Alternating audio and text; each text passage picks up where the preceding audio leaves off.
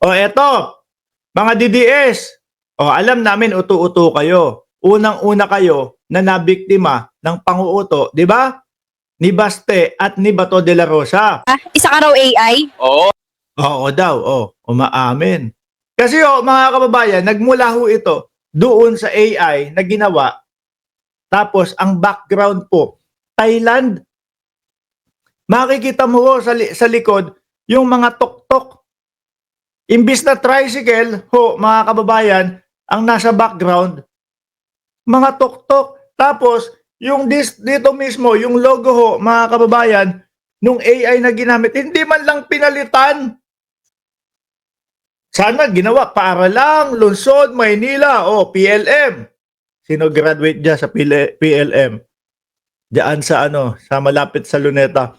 Para lang, Lungsod ng Maynila. Hindi ho Pang Thailand din ho yung logo. Pinost ni Bato de la Rosa. Ayun, nabash. Nabash, sabi ni Bato. Hindi importante kung AI o hindi. Ang importante yung mensahe. Hindi, ang sabi ko naman, kaya nyo ipinapalabas yan kasi nga gusto nyong ipamuka sa sambayan ng Pilipino na marami kayong supporter na mga kabataan. Bakit si Sir Lito Reyes? Si Sir Lito Flores hanggang ngayon ganun pa din ang kulay.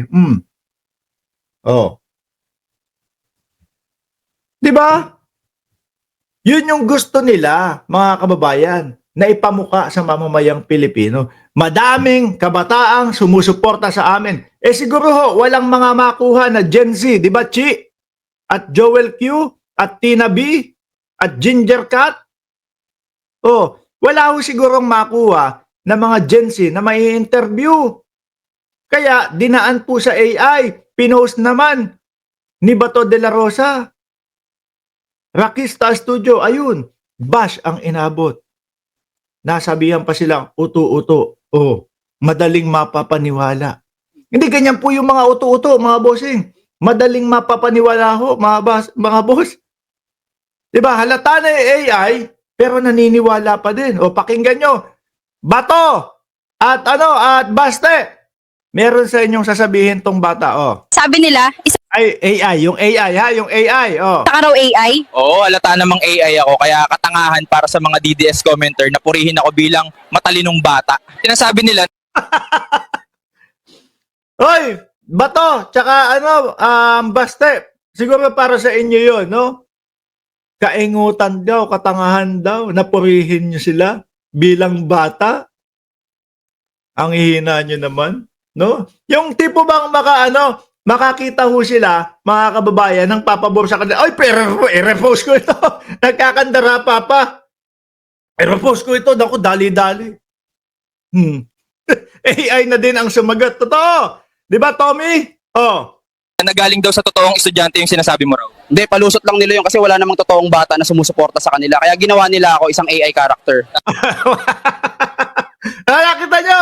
Wala naman daw bata na sumusuporta sa inyo. Walang Gen Z na sumusuporta sa inyo. Kaya AI na lang ang ginawa. AI na lang. Siguro sa mga kapitbahay nila. Uy, halika nga dito. No, interviewin kita. No? Ano ang masasabi mo sa impeachment ni Inday Sara Duterte? Gusto ko pong matuloy. Naku, hindi ka pwede. Sige, alis. Naghanap ulit ng iba. So, ikaw, interviewin kita. Halika.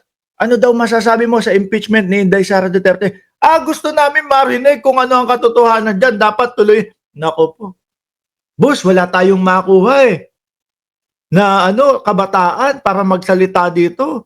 Para papabor sa atin. AI mo na lang. AI mo na lang. Total naman, usok-uso ngayon ang AI. Wala daw susuporta sa inyo talaga. Sir, po may impeach, hindi? Yes. Yes. Yes. Yes. Ikaw, kuya. Ayan ha, eto. Yung mga totoong kabataan ho. Kung gusto nyo daw ba na matuloy yung impeachment, Sir, po may impeach, hindi? Yes. Yes. Yes. Yes. Ikaw, kuya. Yes po. Yes. Yes po. Yes. Ate, baka hindi pwedeng sabing AI yan, mga bossing. Kasi yung nagre-replicate o nagre-replika kay Inday Sara Duterte mismo, yung i-interview niyan. O, di ba? Serve ko ma-impeach. Saan mo kasi dinala yung confidential pa? Serve ko mo bang ma-impeach? Bakit? Medyo. Medyo. Ikayo po. Parang deserve na. Parang deserve ko. Bakit? Oh.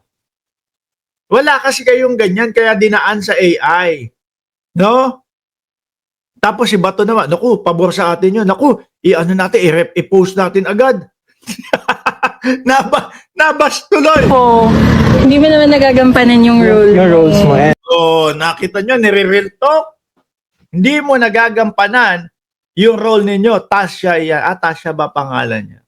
No, hindi nyo nagagampanan ang role ninyo.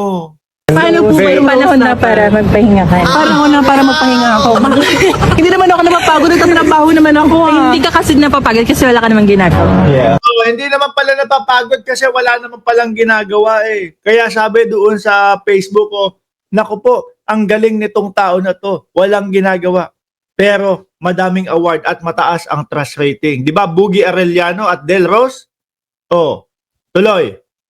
Parang incompetent o gano'n. Wala kang ginagawa para sa Pilipinas. Puro ka confidential funds, gano'n. Alam nung mga Gen Z kasi. Di po ba? Alam nung mga sumunod na henerasyon. Di po ba? Kaya walang bumoboto sa kanila doon. Taob sila. Kaso mga kababayan, yung mga Gen Z na yan, yan po yung mga susunod. No?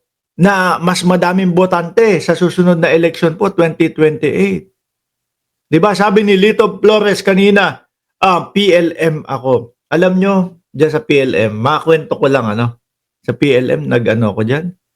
Nag-entrance exam ako.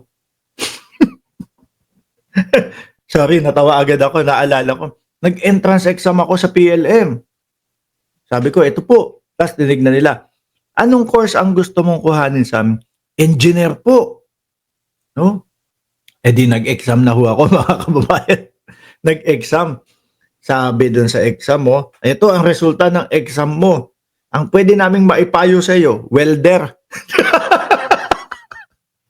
Welder na lang daw ako. Hindi daw kaya yung pagiging enhinyero ho, mga kababayan. Naknati na pa yan. Pero okay lang ho, no? Walang problema. Grabe kayo sa akin. Taga Davao ako eh. Ay, totoo. Pero gusto mo ako Dadali, taga Davao. ma-impeach. Huwag naman, bes. Taga Davao ko eh. Dapat suporta ka sa akin. Impeach pa din. Ate, deserve ko bang ma-impeach? Oh, di ba yung mga kabataan? Hindi ko papansinin to. Pag natin pansinin niya si Banat Boy, bahala ka sa buhay mo. Galit ako sa iyo. Bakit? Tagal-tagal ko lang inaabangan yung live nito. Hindi nagla-live. Anak na tinapawala. Kapag katanghali ho kasi, mga bossing, nasa tenga ko yung cellphone ko. Ganyan. Pinapakinggan ko si Banat Boy. Ano po, matitino po ang mga, nakikipag-usap po ako, nakikipagkwentuhan po ako doon. Matitino po yung mga itinatanong ko doon, mga kababayan. Biglang hindi nag-live. Hanggang ngayon yata walang live. Oh. Mamaya po, mga kababayan, naka-live po yan si Banat Boy. Ano po? Naka-live po yan. 2:00 ng madaling araw sa Pilipinas, mga bossing, yung live po ni Banat Boy mamaya. Okay?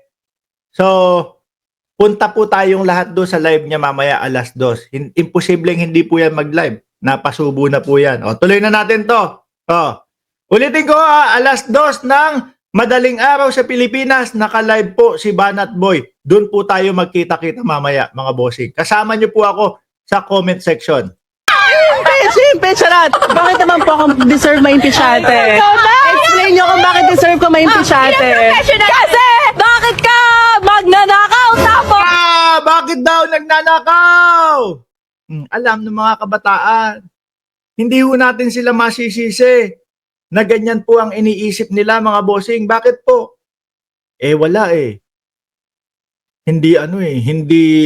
Hindi ho nila maipaliwanag eh. Nag-aabang din po tong mga kabataan, mga kababayan. No?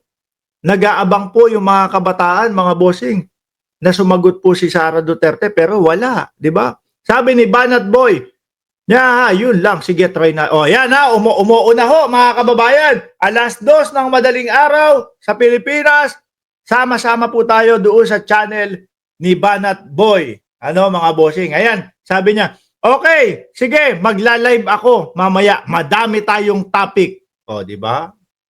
Patuloy na natin to. At yung pera ng tao, ginagamit mo para sa pocket mo? Ay, mami, deserve ko po bang ma-impeach? Yes, deserve na deserve. Ay, bakit po ate deserve ko? Knowing that she's the head of the Department of Education, Alam nung mga kababayan natin kung ano ang nangyayari. Di po ba? Kaya po, ang katotohanan, mga bossing, wala pong susuporta sa kanila ng mga AI. Alisin ko na ho ito, ha? No?